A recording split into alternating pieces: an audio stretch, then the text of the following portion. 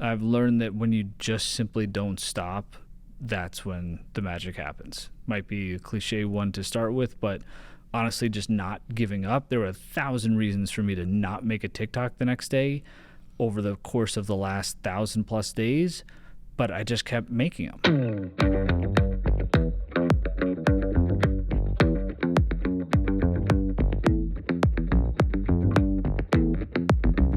I honestly don't know what I am these days because all of the worlds have become so mixed so fast. I'm a dad and I'm a husband first and foremost. I'm somebody that happens to use content in a multitude of ways, both professionally and personally, that has become professionally at the same time. I am a marketing executive that fell backwards into a social media world of somewhat being renowned, I guess. Depends on who you are and what your perspective is on what I do. Cool, we'll clip that right there and I'll use that as the intro. Hey everyone, I'm Brian. Welcome to another episode of the show. Tim, welcome. Thank you for having me, Brian. I usually ask my guests, how did you get this job? Depends on what job you're talking about. I feel like I've got 3 right now. I got my corporate job simply by impressing people around me during the time that I didn't know. It's like those people that you don't know that are watching, but are ultimately watching. I had worked with somebody at ESPN. That person left the company, went to what was Time Warner Cable Media, got an email one day that said, hey, I have something interesting. It is rooted in your production background. I was in marketing heavily at the time, but I started my career in live sports production. And it was to reinvent how local cable sales could facilitate production needs for small businesses at scale across the country. And I thought, this sounds amazing. I was managing maybe 10 or 11 people at the time and had a very big book of business at ESPN for their things like Coors Light Cold Hard Facts and some of the in-content advertising that they were doing. And this felt like a smart evolution of both management perspective, because it was 100 people that you're going to inherit out of the gate, and there's going to be a complex business problem to solve within this. How do you reinvent how this is done? I didn't know that was going to entail, they literally brought me in the Thursday before my first day and said, you're going to have to fire all 100 people and do it within the first 6 weeks and reinvent the department within the first 8 months. Ooh. We didn't tell you this going through the interview process for a handful of reasons, but that's what it's going to be. But to answer your question, I got that job by doing the best that I could, which has just always been kind of my MO, like whatever I have in front of me, let's do the best that I can with it.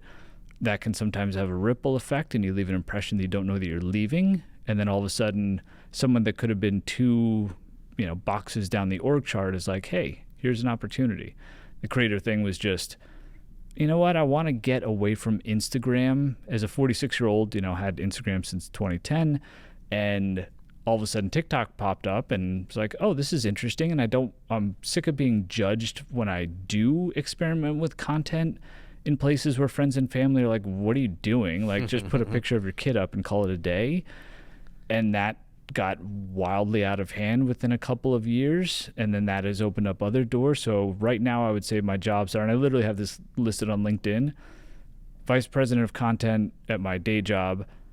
Then I'm a creator for Knight as I'm assigned creator with Knight. It's a very well-known agency in the space.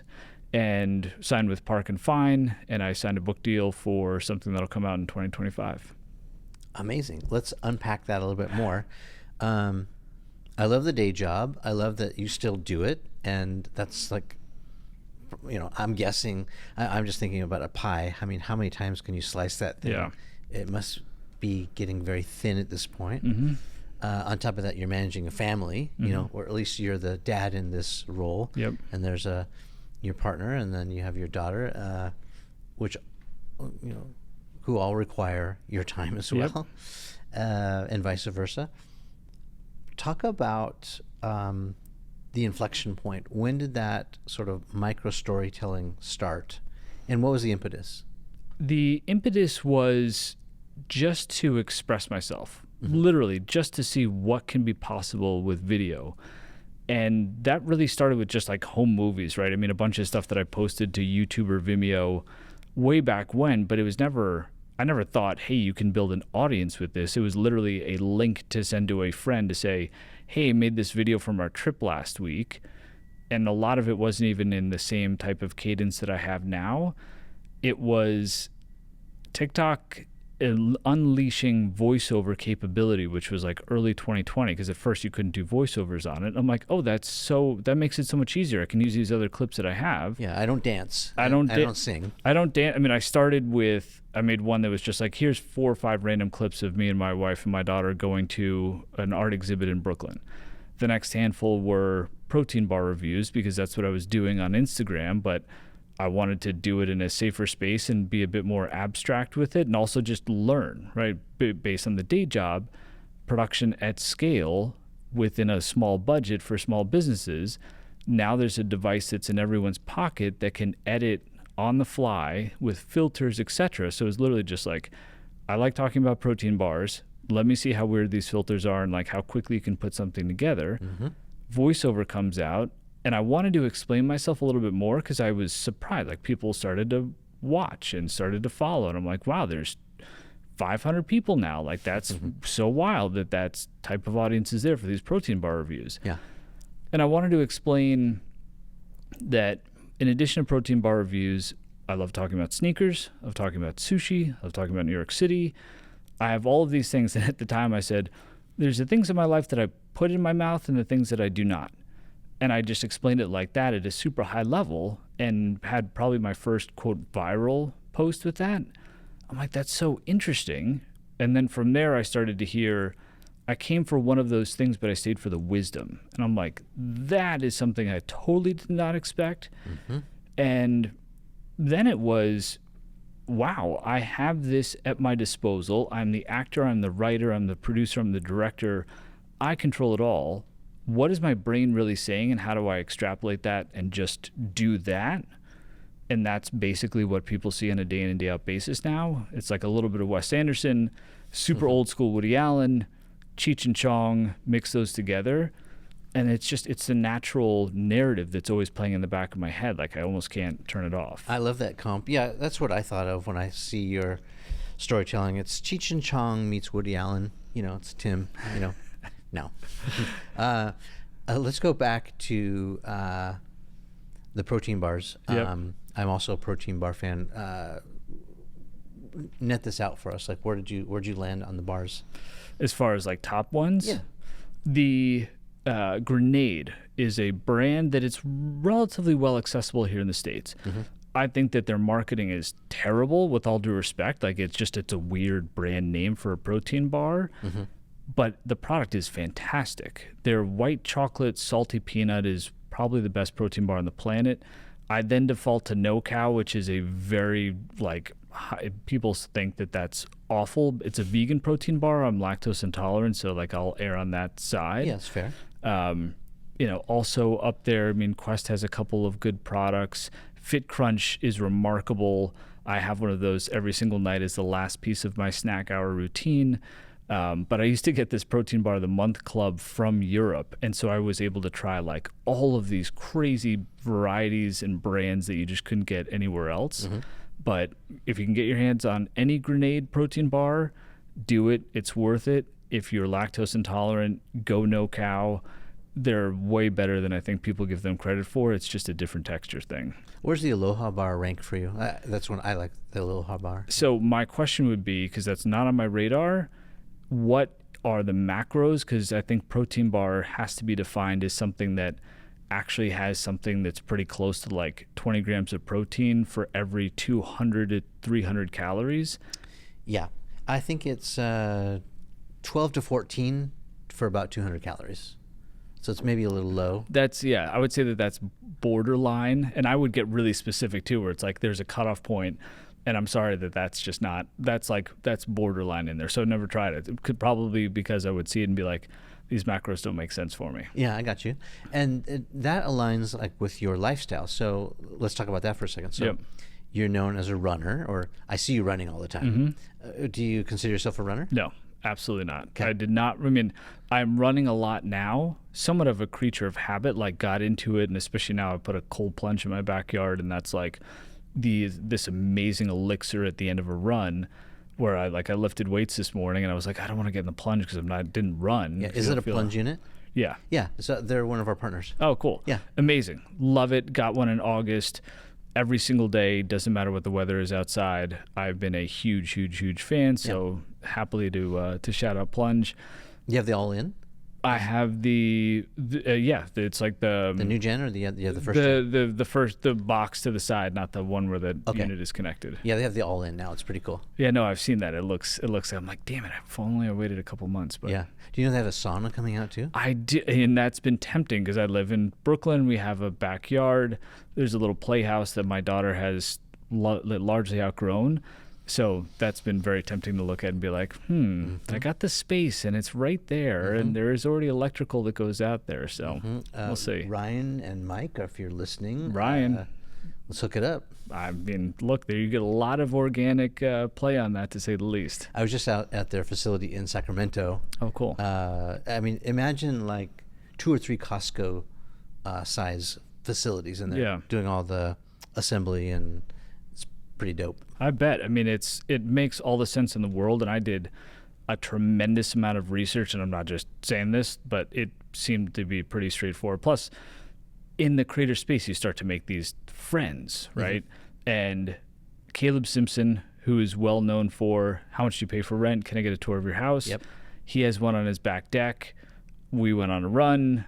Got to try it out there. I was like, I'm sold on this. I had done cryotherapy, so cold therapy was already something that was like, okay, cool, this makes sense. Yeah. And this guy named Matt Choi, who I don't know if they have a deal, but like I know he just put a sauna in his backyard in Austin, and he was an everyday plunger too. And then I was like, okay, this has got to happen. Yeah, it's good for like that middle age inflammation. I've been plunging now pre-workout. Oh, interesting. And then I'll go to the gym. I get a lot of my aerobic exercise through tennis lately, or pick up basketball. Yep. And so like hips. I was going to say, you're brave. Well, hips, knees, and ankles. Yep. I'll go in post game for the inflammation only. But if I'm going to the weight room, I go in before I go so that I keep the gains. Yep. Because it'll, apparently. I've heard that. Yeah.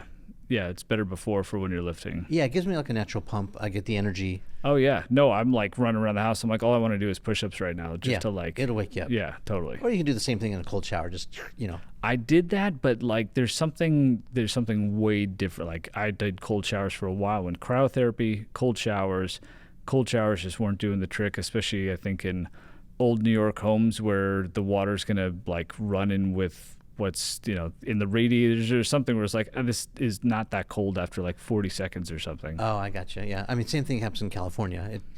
55 degrees is cold in California. Yeah, but it's not cold enough to get your plunge on if you're used to 37 or 38. Yeah.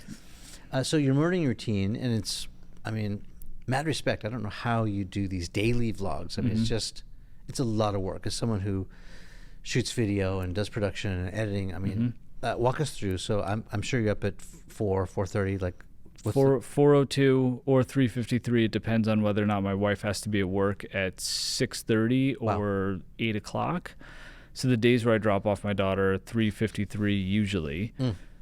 Straight downstairs, pre-workout, immediately on the laptop. Try to knock out as much work as I can within the first hour. If I've done my homework the night before, I've got a rough cut ready for myself from the previous day's whatever.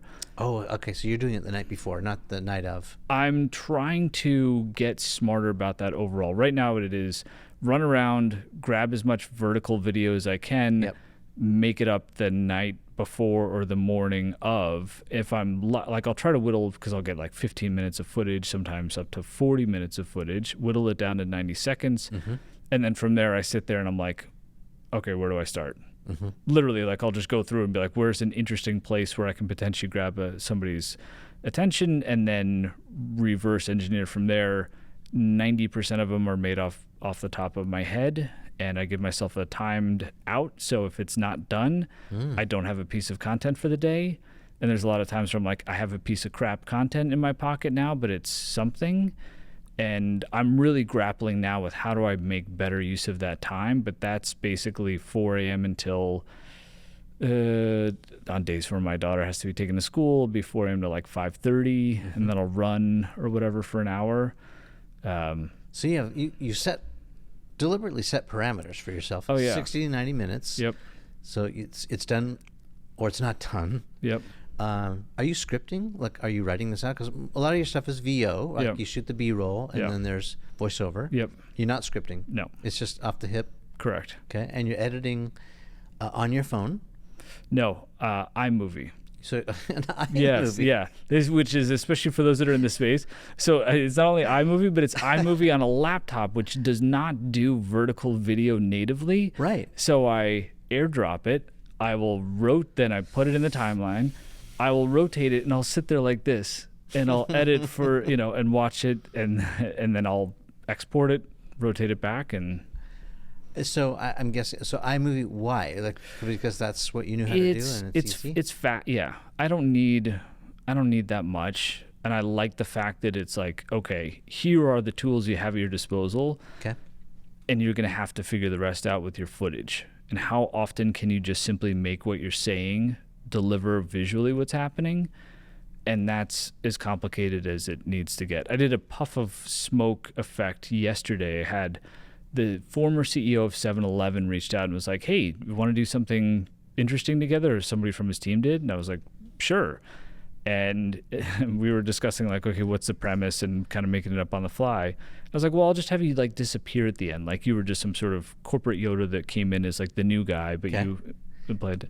And he's like, can you make me like a puff of smoke? And that was about as far down the road of like visual effects or fancy things.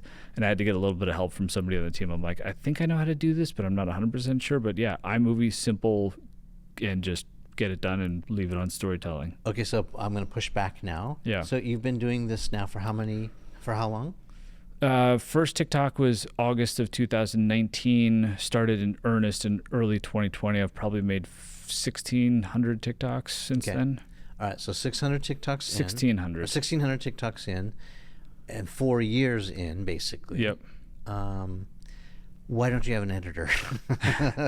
So I just hired one for YouTube because I know that that's something that I need to scale.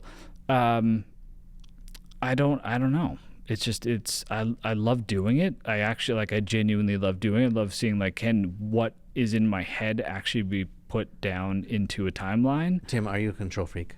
I'm not, because there's a lot of things where I'm like, I'd be totally fine with, like, I trust your judgment, especially at work, like air traffic control with the high volume of stuff that we do.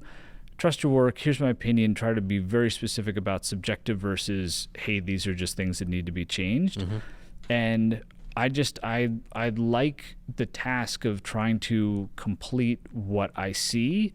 But on the YouTube thing, I mean, you can ask my editor who's done maybe 4 of these for me so far. And I'm like, cool, I'm trusting your opinion. Mm-hmm. Like, go nuts. And I would rather get things out the door than get too much in control. Mm-hmm. So that's always been like a big part is I'm here to help, I'm here to assist, but I'm not here to control, because that's not good for anybody. And I also don't think that I'm smart enough to have that true control across the board. Yeah. I mean, I just respect the amount of work and time and effort that goes into, I mean, a daily vlog is a slog. Mm-hmm. I mean, it's no joke. Yeah. And 1,600 videos in, mm-hmm. I mean, that's a tremendous amount of thought and effort. So mad props to you. How about the platforms? You know, you have about 1 million-ish on TikTok. Yep. But half that number on Instagram. 1/10,100,000 is what I got on Instagram. Oh, it's a tenth, right. So there's a bit of a delta there, and then YouTube is new as a new venture. Very new. So how do you decide like where to put your priorities? Yep. I really like it's been so haphazard. It's just been, I'm experimenting. TikTok just happened to be the first like video first platform that made sense, and it was a place where nobody knew who I was, so I could do whatever I wanted and it didn't really matter. Mm-hmm. And that was really the beauty of it. Only within the last, it's funny, I grew like 30,000 followers on Instagram since I finally started to repost TikToks on Instagram. Literally took me like 2.5 years, and everybody saying, why are you not putting your stuff from TikTok on Instagram? I was like, way too many friends and family on Instagram, but that's now they're all on TikTok as well, so that kind of flew out the window. Yeah. And I felt weird about just being like, hey, here's this one thing in these two places. An echo chamber, yeah. Yeah, so I've been trying to do two different versions in some cases. And that'll be like the other day I had something that at the last second, literally within 10 minutes of posting, I'm like, I'm ripping off the voiceover. Reels is arguably a better platform for use of music based off of how that element shows up in the space. And I'm like, I had this Noah Khan song in my head. Let me just lay that on top and then put it out there, and it'll be a completely different look and feel. But it's all still experimentation. I have to get better about, I should know right now, next Tuesday morning, what am I going to do? If I'm really smart about this, I should know that. I don't. So I'm failing in real time intentionally to get myself to that space while trying to tell the story of that happening, because I think that the audience will appreciate the fact that, no, this is real. Like, I'm not, especially because I think the voiceover can come across a little pretentious at times of like, you know, it has this, you know, you're able to remove yourself, and you're removing any stumbles, you're removing any, you know, especially for how you talk. So I try to layer in as well, like, no. This is, I made that up off the top of my head, and I don't know what I'm doing next Tuesday, and I should. Like, let's talk about this journey together, because y'all are witnessing this in real time. And all I really want to do to get out of this, honestly, if I can get you to trust me wholeheartedly, then like there's 1,000 things we can do together, especially because I feel like I can bring so much corporate perspective to the space for generations that need it and seem to actually be craving it in some regard. And if I can just build the trust through that and show them how I'm failing and figuring out process and what am I going to do and scheduling, et cetera, that's, you know, arguably could be a fun story. How does the audience differ from platform to platform? Do you feel like there's a whole different audience, even though there's, you know, this Venn diagram where there's some middle ground between TikTok scrollers and Instagram scrollers and YouTube watchers? I feel like YouTube is sort of a lean-in experience. Totally. TikTok's more of a lean-back. What's your take on that? I totally agree. YouTube is commitment to who that person is and the trust that whatever they're going to do is going to be worth showing up for. That's why you are subscribing versus following. I think that it's so interesting, especially since I've only been repurposing the videos for a short period of time, to see the different performance metrics. The pieces that are a bit more drawn out perform better on Instagram, even though you can only upload 90 seconds there. Where I did this one, it was like, hey, my week one perspective, and here were my favorite things. It was a bit more thoughtful. There weren't as many cuts. It was a bit slower. Performed incredibly well on Instagram. Same piece, I deleted it off of TikTok because it was just not performing whatsoever. And I've noticed it's almost that there's people want something a bit more calm, I feel, on Instagram. I don't know if that's a demographics thing, but I feel like that has been consistent since I've started to repost it. Things that do not perform well on TikTok perform super well on Instagram.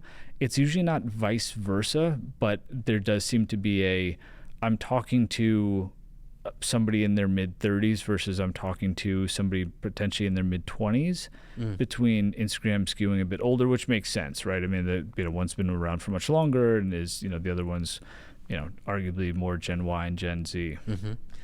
And what do you think they come for? Why are they tuning into Timm? I heard more often than I never would have thought this was a piece of feedback. You make getting older seem less scary. There's something, there's like this comfort of stable family, relationship that looks solid, job that looks hectic but in control, and somebody that is just enjoying their surroundings. Shoe game, on point. The fact that there are aesthetics that go along with it, whether it's sneakers or just the lifestyle of being in New York City, there's something that just seems to, and I saw that when I first saw it, I'm like, oh, that's so interesting. And then you start to see LinkedIn notes and comments and DMs that are like almost copy and paste. But in some cases, especially recently by reposting things on Instagram, I'm like, I'm now getting flooded with stuff that I saw 2 years ago on TikTok. And it's fascinating because it's basically the same narrative. I'm less scared of corporate America. I feel like there's actually a potential for me to find a relationship that's going to be long-standing and still get me excited. And the idea of all of these adult responsibilities looks less daunting because I've kind of got this like, dumbass guy behind that in regards to the way that I weave the tale on a day in and day out basis, where it's about the nuances and about like bringing those to the surface in a way that almost mutes what is always there, which is just the chaos of the world.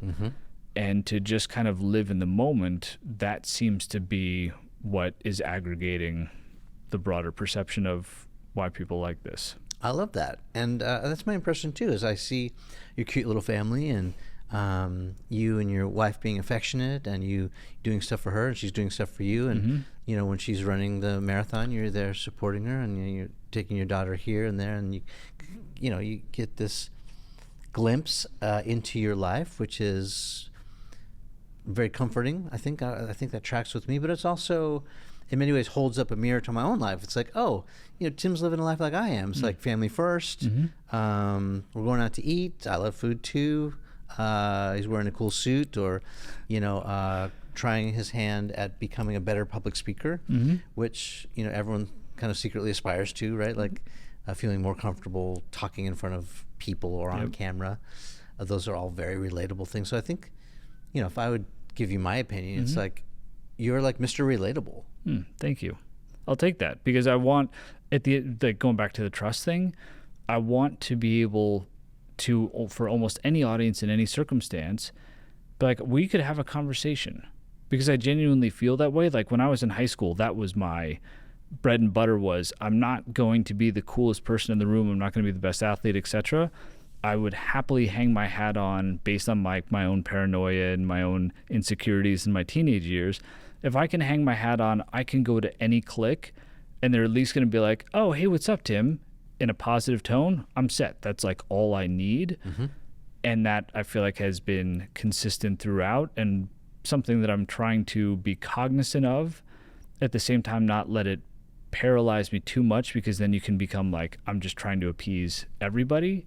Yeah, I would call it humility. Like, yeah, totally. Seems like it's in check. Well, yeah, I mean, there's 8 billion of us on the planet, and there's not a single person that I'm better than.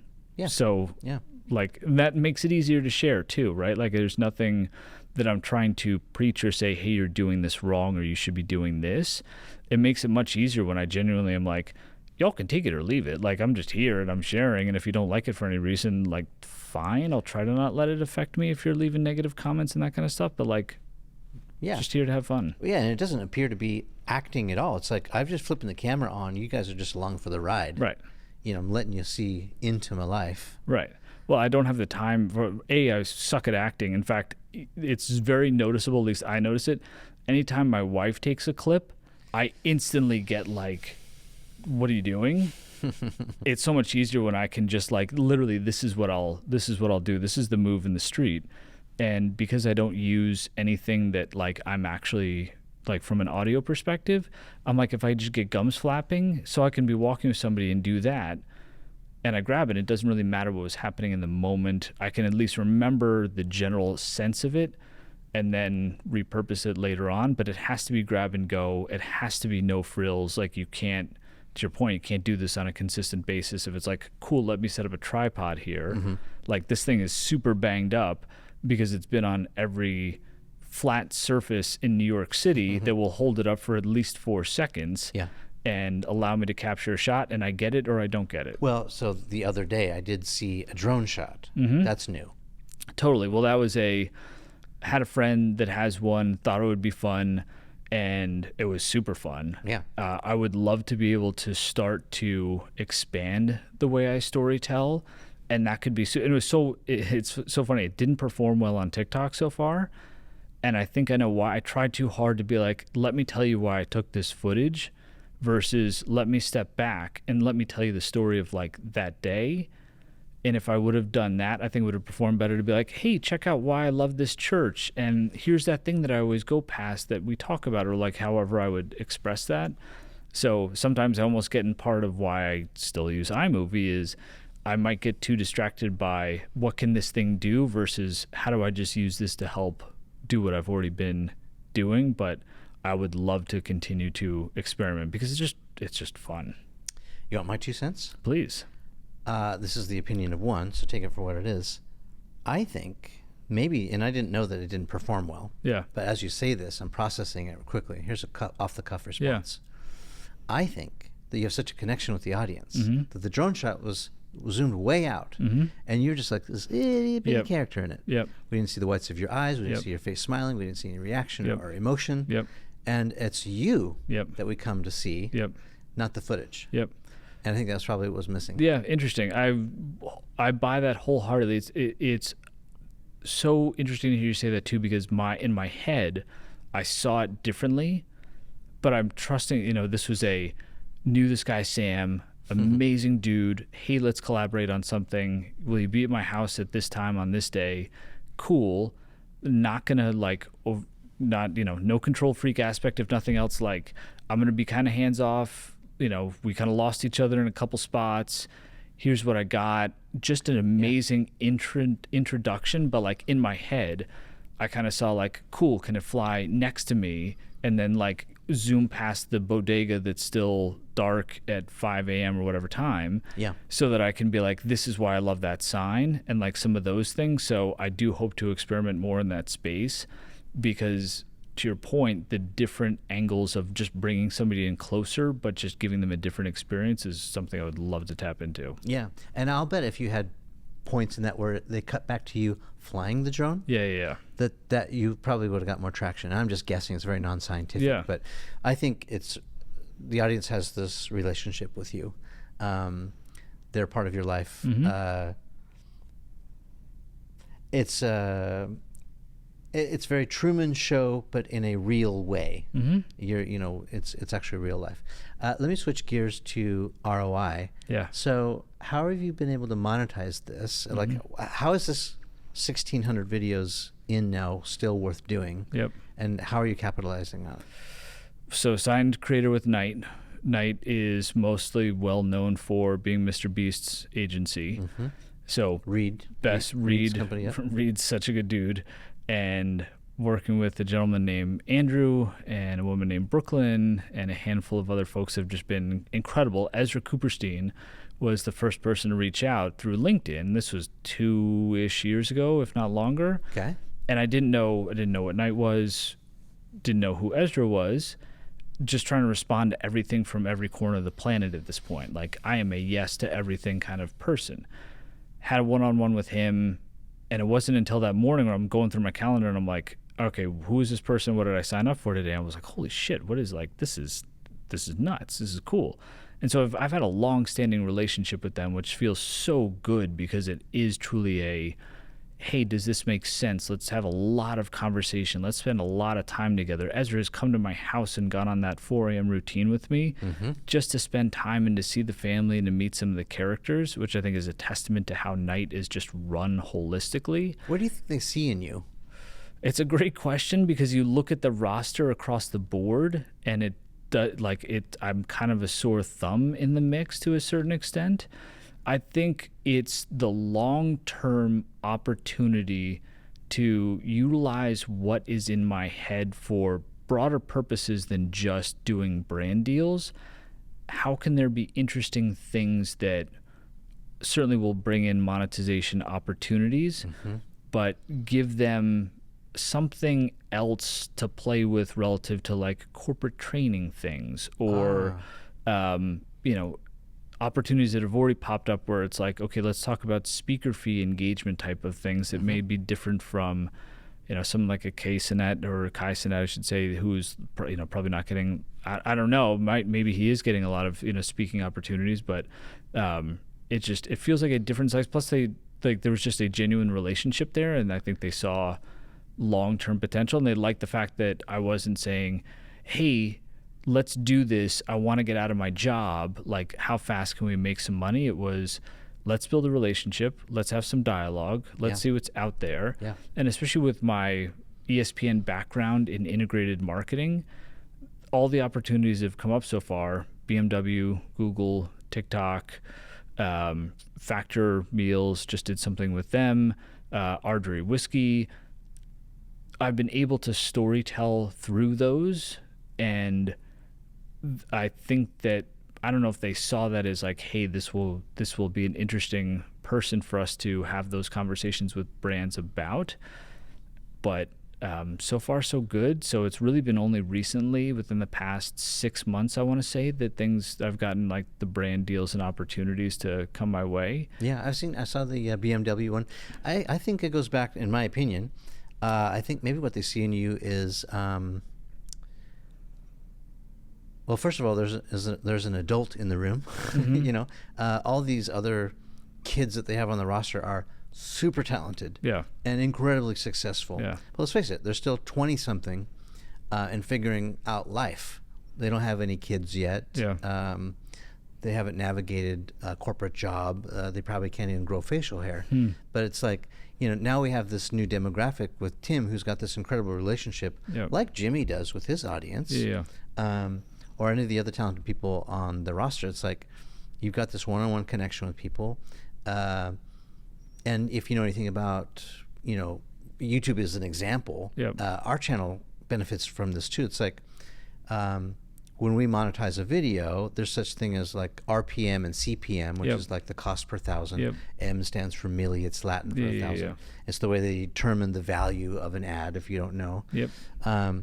And our costs, CPMs, are on average 30, 40, as high as $70 per CPM. Wow. And it's because we have more professional content. Yep. And so compare and contrast that to, say, like Mr. Beast, or one of these other that's less professional, less serious, and more maybe entertainment driven. Yep. Their CPMs might be, and I'm guessing it's maybe $1, $3. Yep. It's under $10. Mm-hmm. And so they have to have a lot of volume to be able to generate a lot of dollars. Yep. Whereas we don't have to work quite as hard. We don't need bazillions of views Yep. to be able to monetize Yeah. that in a meaningful way. And also the brands that we attract, these are grown up brands for grown-ups. Yeah. So we get the BMWs, or we get the Plunge, or the Mm-hmm. TurboTax, or the Marriott hotels, or people where they have money to spend. Yeah. I think actually, based off of that, it makes me think of what the night connection might be, because the more I learned about the roster, the more respect I gained for the thoughtfulness and the work ethic that goes into what those, like Sophia Nygaard is a great example in regards to the consistency that she's put out on YouTube. And I didn't know who Afmao was until my daughter started watching her, and then having a conversation with Andrew at VidCon about Afmao and her consistency of uploading and how thoughtful she is about the business. Maybe it's just like the strategic element to it, and whether that's you've built 100 million subscribers, or you've got 5K on YouTube and 1 million on TikTok, or whatever that combination is. Maybe the middle part is just like the strategic approach to the space, and whether or not that's like somebody like myself with a corporate background, or somebody that just kind of has known the business and accelerated because of their work ethic and their perspective. Well, it's rare to have a middle-aged guy, let's face it, be so popular. Another friend of mine who's doing really well on TikTok is this guy named Neil Ford. Yep. And Neil's a great storyteller too. He's a very seasoned human being who's to have a lot of life experience, and he's having a great heyday on TikTok right now, telling stories and doing a great job. I think you're diversifying their portfolio, frankly. Yeah. Like, you bring a lot to the table with your wealth of work experience and life experience. I think it's a great move on their part. This series is called Behind the Brand. Yep. We talk about brands. So what is the Timm brand? Break that down. The Timm brand is, to the couple of words you used earlier, relatable. Somebody that is a brand that is reliable. So relatable, reliable, trustworthy, just different enough that it's interesting without being so over the top, and consistent. I would say that those are kind of like the brand attributes. Maybe overly thoughtful. So have you had any thoughts of creating your own product, like your own energy bar? I mean, that protein bar stands out as like, I've had my own protein bar. Popcorn would be 1,000% that I would like. I could do a snack hour mix of popcorn tomorrow, and I could either partner with the brand and be like, this is exactly what I see in my head. A signature shoe. If it was with the right collaboration, it would have to be like one of a couple of brands that I would only want to do that with, just based on what I see in my head. What's the dream collab? Overall or sneaker wise? Sneaker wise. It would have to be Jordan. To be Jordan brand, only because the Air Jordan 4 in 1989 changed my perspective on life holistically. So I'd want to, if we're talking dream scenario, I'd want to start there. We just before you came, we had Nigel Sylvester. Oh wow, who's a BMX goat. Yeah, his ones are some of my favorite ones ever. Like that was a fantastic collaboration. I think they did a killer job on those, and those are one of my favorite pair of ones to rock. Mm-hmm. And then outside of shoes, the perfect collab? It would be one of like 3 popcorn brands that I'd almost rather not say, just because they show up pretty often in my spots. Mm-hmm. There's a brewery. It would be one of 2 beers, either something with Miller or something with this brand called Other Half that's around the corner, and I actually know them quite well, and I think that they just, for whatever reason, it hasn't like dawned on them that would be something smart to do. Would you do a white label though, like collab with them and like come out with your own label and design it? And I would love to experiment in that space. It's funny because when I have done things to sell, it's been small batch out of my basement, and then all of a sudden we're doing shipping and all the logistics as well, and that was not a. But I mean, Kelly did most of the work. My wife Kelly did most of the work, and I felt bad. Like I'd come home and I'd hear these printing labels getting done, and she's stacking boxes and packs in the corner, and it was very low volume, relatively speaking. Yeah. But it was fun to design a crew neck sweatshirt and have it be exactly the way that I wanted it, based on what I saw in my head and based off of how that got inspired in the first place. And I'm, sitting here in a suit that's not, your typical kind of, corporate America suit. Like I'm very specific and intentional from an aesthetics perspective. Yeah, you walked in with a purple backpack on too. Yeah, and then sometimes it gets almost embarrassing where I've got purple Supreme gloves in my, and so it like goes all the way through. There's purple lining in the thing, and it's this element of raised in the 90s and literally hearing lines like "with a hat to match," which was from an infamous Biggie Smalls song, and being like, wow, I can do that, right? There's some things where from a bold perspective, you're like, this feels cool, but I don't know that I'm cool enough to do that thing. Mm-hmm. And then slowly but surely becoming more comfortable, even if sometimes too I'm like, this might be a little too matchy today. Like, let me put that in my pocket. But I am very intentional, almost to an annoying degree, where it's like you don't need to do that much research about a t-shirt kind of thing. But if I'm going to have it, if I'm going to spend my money on it, if it's going to be part of my life in general, there's going to be, everything in its right place, as the Radiohead song goes. Yeah, but that's branding in a nutshell. Yeah. It's very intentional, right? It's attention to detail. It's yeah. I mean, my TikTok page is annoyingly clean relative to what are the text labels look like? How do they all fit into their own kind of category, so that if you went through, you would immediately be like, oh, this must be one of those, just because of the way that it looks. And that almost holds you back to a certain extent, because then it's like no one's going to go there and probably scroll through and be like, oh wow, this is so aesthetically clean. And I know that, but at the same time too, I can't get away from that. Yeah, I think they call that OCD, Tim. Yeah, no, there's without question elements of that in my day to day. Yeah, but it's not a obsessive compulsive disorder. Right. I think it's obsessive attention to detail, and it's well-intentioned design. Yeah. Sometimes you can call that UX UI. Yeah, totally. Yeah, I mean, it's a superpower. I would like, thank you. I'd like to look at it that way. When I got a box from the Container Store once, and I saw how their labels, or not even the labels, the tape on the box, not only was it branded, but it had specific mottos on it that was really smart about who they are as a brand. And it was just, there was so much intention to it. So I love picking, I think that's why the Air Jordan 4 stuck out and changed my life perception-wise, because like, you didn't just put a sole on this, you put an air bubble in that thing. You didn't just put some places to put the shoelaces, like, look at this wing, like, why is this mesh there? Like, well, I have 1,000 questions about this, and then I can't help but apply that to a certain extent as often as I can. Like, my office has a lot of stuff in it, but everything is there with a story or with a reason. And same with my house. And I don't know, for the time that I've got on this planet, I kind of like my surroundings to be that way. Well, I'm fortunate enough to do it. Yeah, I mean, that's branding 101. Mm-hmm. How many pairs of shoes do you have? 70-ish. 70. Yeah. Yeah. No, it's You're going to need a ridiculous. bigger house here pretty soon. No, it's funny. We've talked about, every kind of crazy dream scenario, especially as things have happened over the past couple of years. Do you quit corporate America and move to Paris for a couple of years? Like the things that are just kind of fun to talk about.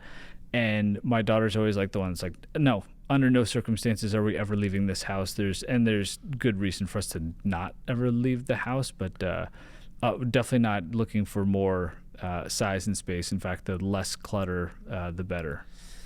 Yes, although she is 11, Yep. and she she's maybe doesn't have the same perspective, but I understand. I respect. I get it. Yeah.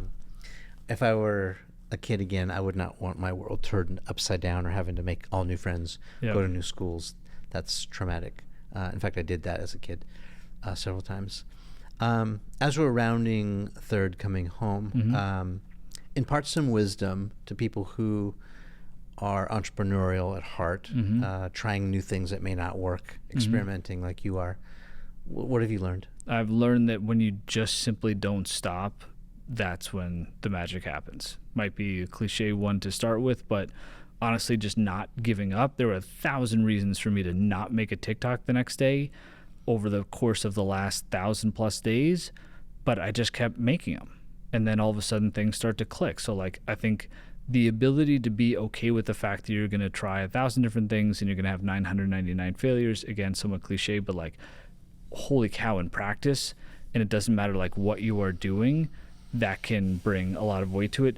Don't let too many outside voices have too much of an impact on you, because it can be very easy, whether it's an interaction with a vendor who has a certain perception of you and you're then all of a sudden well, wait a minute, I'm so reliant on this relationship. There are so many things that can get inside of your head that can then start to veer you down a path that is not where you're supposed to be going, because you're letting too many outside sources control you. It's I bring it back to two simple questions on a consistent basis. Are my intentions good, and are my efforts solid? And if the answer is yes to both of those, then I'm way more comfortable to be cool, let me hit the gas pedal. If I crash into something, I crash into something. But if my intentions are good and my efforts are solid, that's really all I need to be cognizant of, because I'm going to fail. There are things that are going to go wrong. There are phases that I'm going to go through where I'm this is awful, this is off the rails. Whether it's you feel as though you're getting canceled, or you feel like nothing is good anymore. I think that bringing it back to those two questions have helped me consistently, and be cognizant of what has impacted you to do this thing in the first place, right?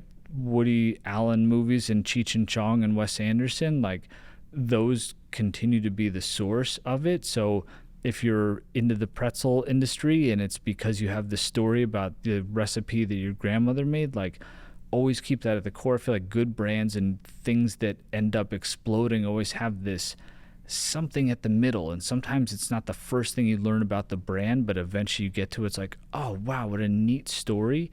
And the fact that connective tissue was kept there, and they were able to be consistent, and they were able to keep the outside voices at bay, but at the same time be cognizant of their surroundings. And the last thing I'll say is self-awareness. Self-awareness, I think, is critical, regardless if we're talking entrepreneurs or corporate space or anything. The number one thing that seems to be the dividing factor from what I have seen in my career between those that have very successful careers and those that flop or have some sort of catastrophic failure at some point is self-awareness. And there are varying degrees of it. I literally can look and have conversations and dissect, interesting, this person got to this level and then plateaued, or this person got to this level and then nosedived, or they just skyrocketed. And the number one variable consistently is the amount of self-awareness that person had over the long course. I mean, we were just sitting back, chopping it up, reminiscing about the good old days and all that. Tracking my roots, where I came from.